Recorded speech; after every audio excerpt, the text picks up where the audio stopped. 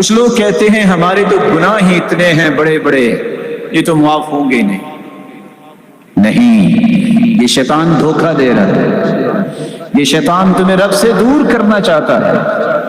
کچھ لوگ خوبصورت نمازیں پڑھ کے، روزے رکھ کے، نیکیاں کر کے، پھر بھی شیطان کے شکنجے میں رہتے ہیں، ہمیں تو معافی ملی نہیں۔ اچھا، آپ کو کیسے پتا چلا کہ معافی نہیں ملی؟ کیا آپ وہ رجسٹروں پہ جو لکھتے ہیں فرشتے پڑھ کے آئے ہیں؟ کیا آپ کی طرف نعوذ باللہ کو وحی آ گئی ہے جس کا سلسلہ تو بند ہو چکا ہے کہ آپ کو تو معافی ملنی نہیں؟ دھوکہ ہے، شیطان تمہیں رب سے دور کرنا چاہتا ہے۔ یقین کر کے دعا کرو گے، توبہ کرو گے، اللہ اپنے وعدے پورے کرنے والے ہیں۔ شیطان کے دھوکے میں مت آئیے۔ شیطان چاہے گا کہ تمہیں بے یقین کرے کہ تمہیں تو معاف اللہ نے کرنا ہی نہیں۔ اللہ ذوالجلال تو شیطان کی بھی سنتا ہے۔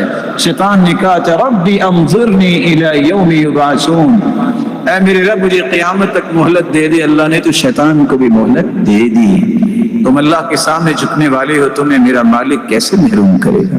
اور دوسرا دھوکہ جو آج امت کو دیا جاتا ہے، اللہ ان کو ہدایت دے جو لوگوں کو دھوکہ دیتے ہیں، اور دھوکہ بھی دین کے نام ہے۔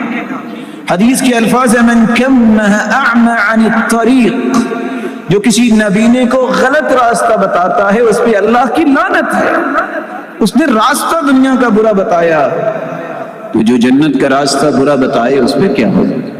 کچھ لوگ کہتے ہیں کہ رمضان کا جو آخری جمعہ ہوتا ہے اس میں قضائے عمری کر لیا کریں، جو نمازیں رہ گئیں، جو تم سے رہ گئیں، زیادہ سے زیادہ 100 نفل پڑھ لیں۔ یہ قضائے عمری، ہر نماز کے ساتھ 2 نمازیں اور پڑھ لیں جو پچھلی نمازیں رہ گئی ہیں۔ الا فلیتقوا اللہ، الا فلیتقوا اللہ ولیستحیوا علی انفسہم، اللہ سے ڈر جائیں اور حیا کریں۔ امت کو ایسی بات کا حکم دیتے ہیں جس کا حدیث میں تذکرہ نہیں ہے، جس کا قرآن میں تذکرہ نہیں ہے۔ توبہ کا پھر کیا معنی ہوا؟ اگر قضائے عمری ہی کرنی ہے کہ جو نمازیں رہ گئی ہیں، 6 سال نمازیں نہیں پڑھی، اب ہر نماز کے ساتھ 2 4 نمازیں پچھلی پڑھیں گے، یہ نہ قرآن میں آیا ہے نہ حدیث میں آیا ہے۔ یہ لوگوں پہ تشدد اور لوگوں کو غلط راستہ دینا ہے۔ اللہ کے رسول صلی اللہ علیہ وسلم نے تو فرمایا تھا توبہ تو پچھلے سارے گناہوں کو ختم کر دیتی ہے۔ اور آپ نے قرآن مجید کی آیت سنی، اکیلے گناہ معاف نہیں ہوتے، اللہ اس کو نیکیوں میں تبدیل فرما دیتے ہیں۔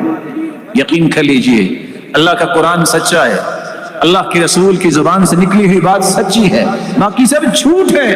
جو لوگوں کو یہ کہہ کے غلط کام کی طرف لگاتے ہیں کہ ہمارے بڑے نے کہا، محمد مصطفیٰ سے کوئی بڑا نہیں، محمد کریم سے کوئی بڑا نہیں ہے، اس نے امت کو اس بات کا حکم دیا۔